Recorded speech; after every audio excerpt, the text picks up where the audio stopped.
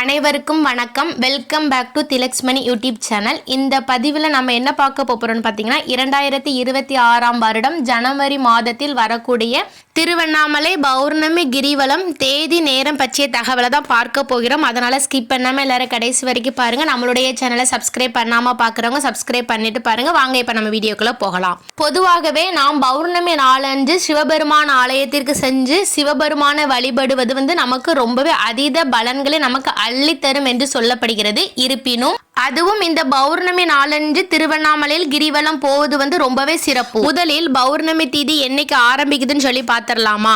2026 வருடம் ஜனவரி 2ஆம் தேதி மாலை 6:44 ஸ்டார்ட் ஆகி ஜனவரி 3ஆம் தேதி மாலை 4:42 வரைக்கும் இந்த பௌர்ணமி திதி இருக்குதுங்க.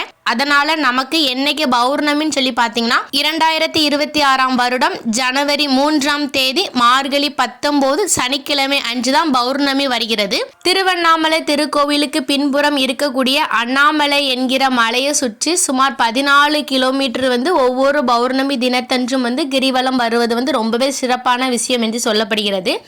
எதற்காக இந்த பௌர்ணமி நாளில் கிரிவலம் செல்றாங்கன்னு சொல்லி பார்த்தீங்கன்னா, பௌர்ணமி இரவில் நாம் கிரிவலம் வரும்போது பௌர்ணமி நிலவு நம் உடலில் படும்போது மனதிற்கும் உடலுக்கும் வலிமையை தரக்கூடிய பல்வேறு செயல்கள் நிகழும் என முன்னோர்கள் சொல்லியிருக்கிறாங்க. அதனால நாம் பௌர்ணமி நாளில் கிரிவலம் வருவது ரொம்பவே சிறப்பு.